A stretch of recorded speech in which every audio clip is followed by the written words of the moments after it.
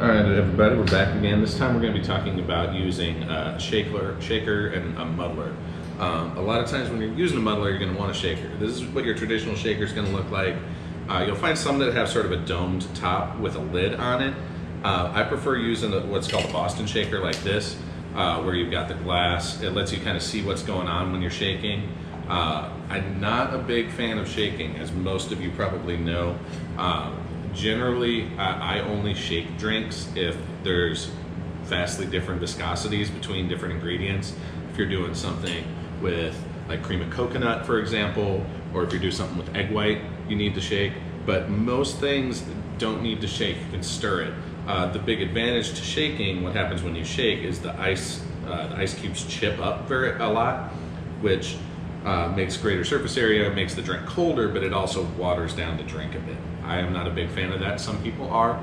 A lot of people will ask for their martinis extra cold, extra shaken. And when you ask, I will do it. But generally, unless I am asked, most of the time I'm not going to shake anything. But the other advantage of having a metal shaker like this is for muddling. Muddling, if done properly, you're going to grind things, almost like you're using a mortar and pestle. Especially if you're using a sugar cube like in a mojito or an old fashioned, you can drop it in, drop the fruit in, then you can really get down in there and grind it up. And that lets you draw all the flavor out, makes it a lot easier to get into the drink. Some places you'll see they'll put ice in before they muddle. I generally don't do that. For one, you don't get as thorough a muddle on the actual sugar or fruit, but you also, again, you should break up that ice, you add surface area, it makes the drink colder, but it waters it down.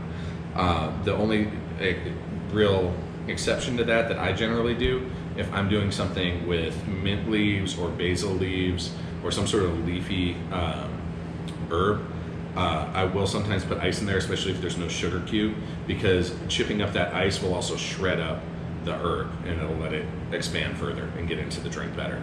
But that's about the only exception. As far as shaking goes though, what you're gonna wanna do, you're gonna wanna put ice in, you're gonna put your liquid in, you're gonna cap it, and when you cap it, you want it next to the edge. You don't want it dead center, because if it's dead center, it's a lot harder to break open once you've done shaking. Because when you do that, you're gonna slam it down, you're gonna create a vacuum, you're gonna shake it up, and if it's in the center, it's a lot harder to get it open, but if it's along the edge, you can kind of roll it around the edge until it breaks, and then you can get it open without breaking the glass. So what we're going to do to end this video, though, I'm going to show you how to make a traditional New York whiskey sour, which is done with egg white. So we're going to do your ice, we're going to do shot whiskey,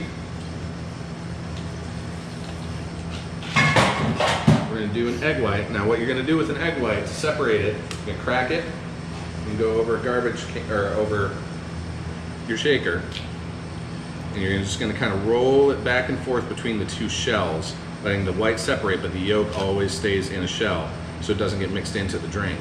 And once you've got the majority of that egg white out, that goes in the garbage. Take your gloves off. You're going to add your sour mix, about 2 ounces.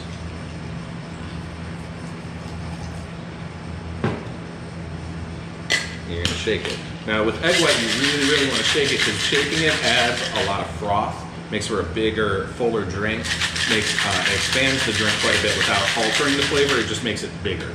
And so you're going to pop that, separate it out, and you got 2 options when you're straining a drink out.